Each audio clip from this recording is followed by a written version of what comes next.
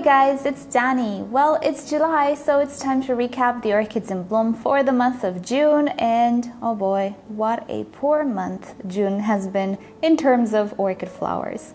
My region, like many other regions around the world, has been hit with a heat wave.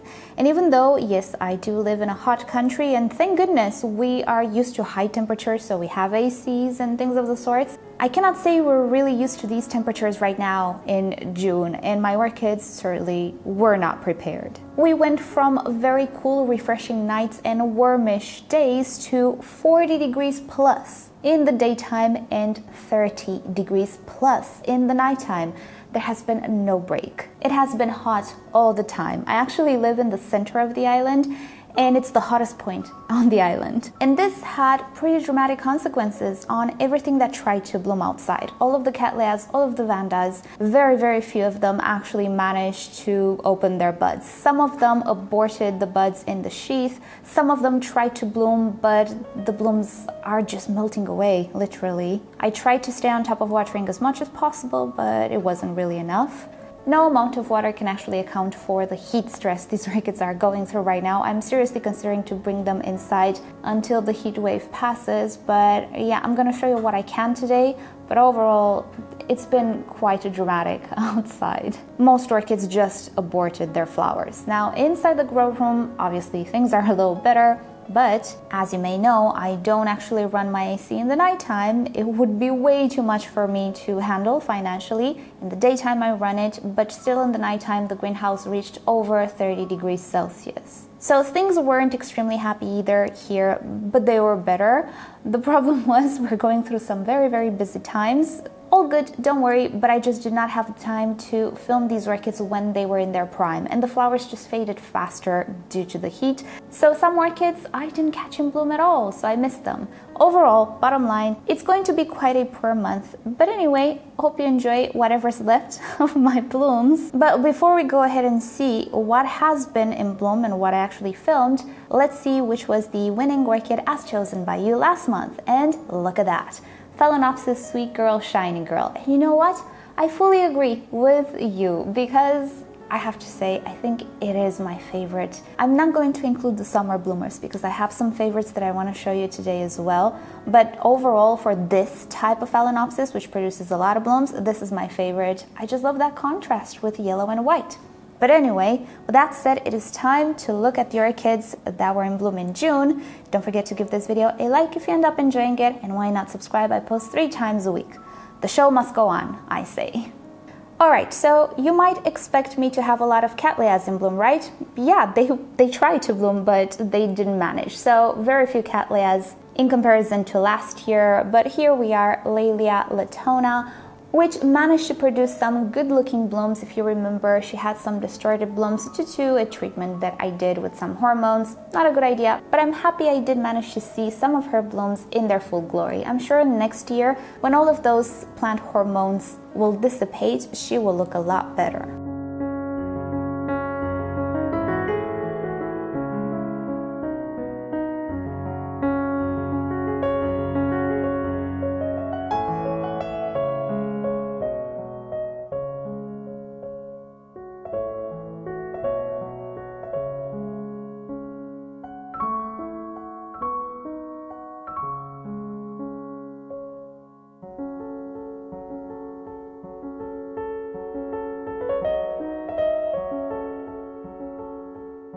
Next up, here we have Dendrobium anosmum. My deciduous dendrobiums usually bloom in the summertime. In other regions, they do bloom in the springtime. So typically you will see articles saying they do bloom in spring. For me, because of my climate, it's just a little bit different. But I have to say, they are doing absolutely fantastic. I love my deciduous dendrobiums. Thank goodness this one managed to bloom before the heat wave, so I managed to film all of the beautiful blooms. Let's continue with some summer blooming Phalaenopsis. Some of my favorites this month, I have to say. This is the Phalaenopsis Gigabell, which is a Gigantea cross with a bellina. And take a look at that flower. If you search for this orchid on the internet, you will find that the flowers are a little variable. Since it's a hybrid, you know, not everybody will look the same, not all seedlings will look the same. but I have to say, out of everything, I really like this particular type of flower with this leopard-like dotted pattern. I think Maya likes it too. It's my favorite, and in person it really is such a statement piece, this orchid. Take a look how beautiful this flower looks like on those luscious gray-green leaves. The color of the leaves is natural. It's not supposed to be that apple green that the bellina has, since the gigantea has grayish-greenish leaves. Quite a few of my summer bloomer Phalaenopsis are in bloom right now. They are protected in the D12 shelf and they absolutely love it. It also provides a really nice place for me to display them, to make them stand out. The only problem is that some are crossed with the actual Phalaenopsis subgenus. So it's a Polychilus cross Phalaenopsis. So you get the beautiful fragrant flowers of the Polychilus plus the length of the flower spike of the other subgenus, which makes them a little bit awkward size-wise. So I have to really pick who stays in the shelf. Did I say D12? I might have said D12. It's a Millsbow cabinet.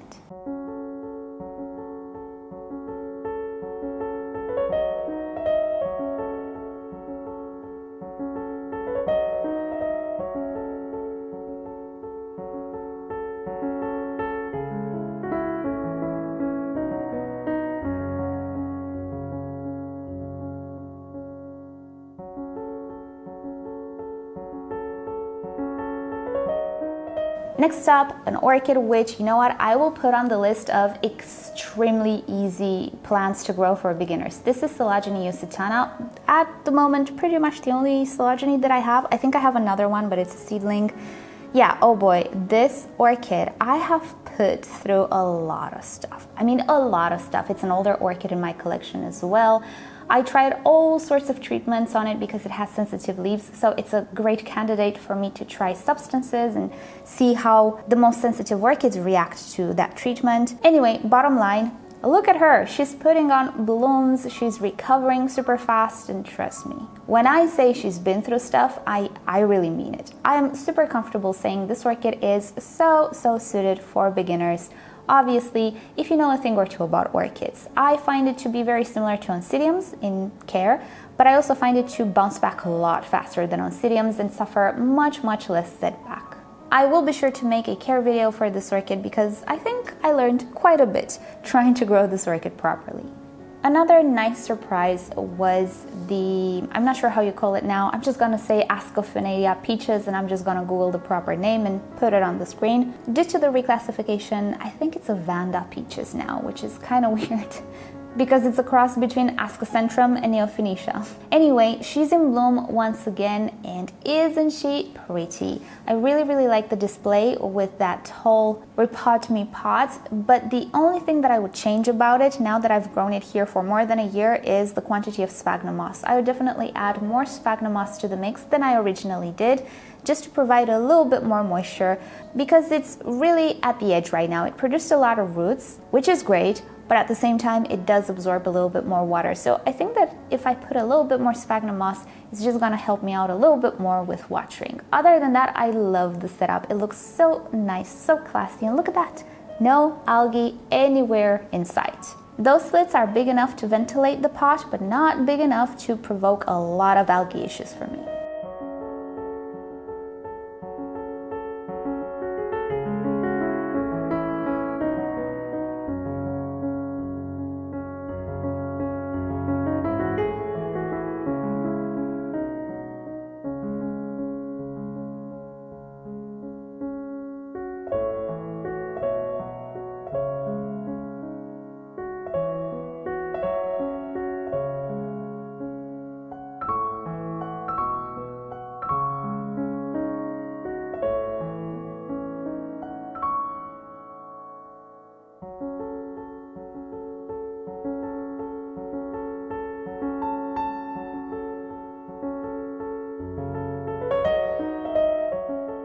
And one of the first time bloomers this month is the, oh boy, what's the name? It's a newer orchid. Ornithocephalus powellii, I think that's the name. The peacock tail orchid. Look at her, how beautiful she is, and those pretty little green flowers. I really like this orchid. It's a more obscure orchid, not very commonly found in orchid collections. I don't think people know about it. It is available at orchid nurseries, obviously like everything else, maybe not all the time in stock. But I think from now on we're gonna see a little bit more popularity for it because it just looks so pretty even when it's not in bloom.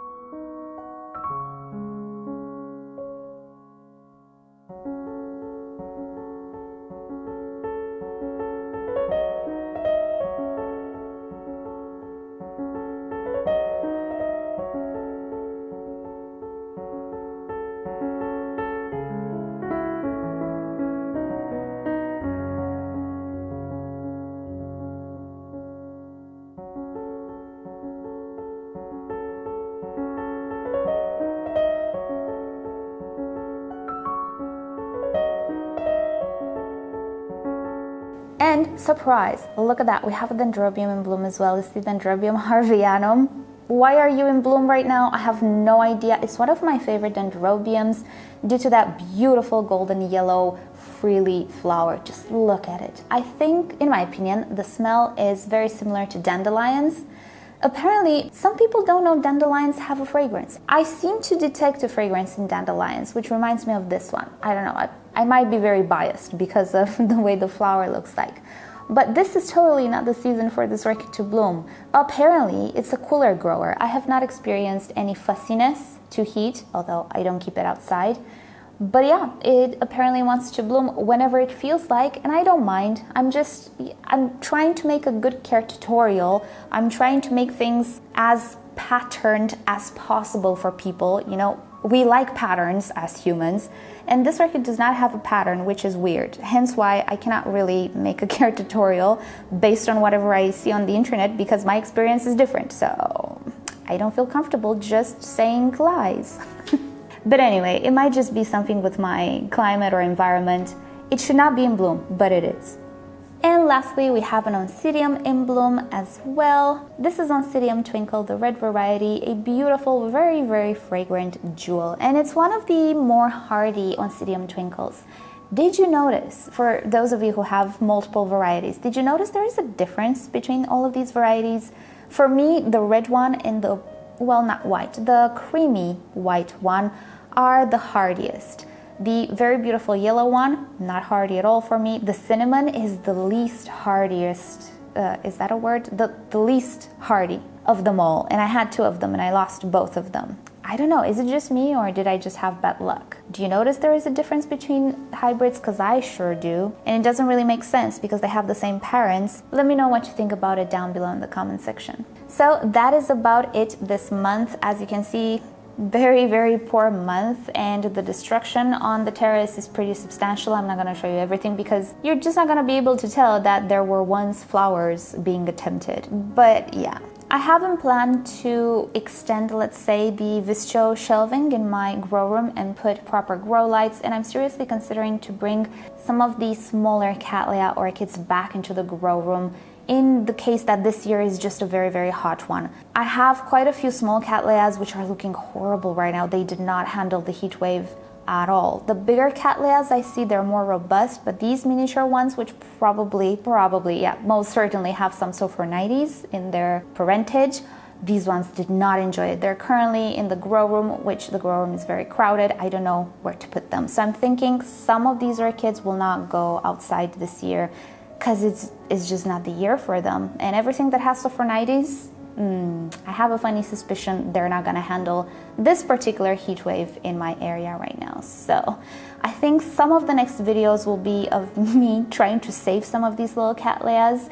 None of them are the seedlings, they're just hybrids with Sophornites. So you're probably gonna see some rescue videos with them. But yeah, how about this weather? Let me know in the comment section. Do you experience at the moment a heat wave? How do you handle it? How are the orchids handling it? It really doesn't help me that I cannot properly use water on the terrace because I'm just gonna flood the construction below.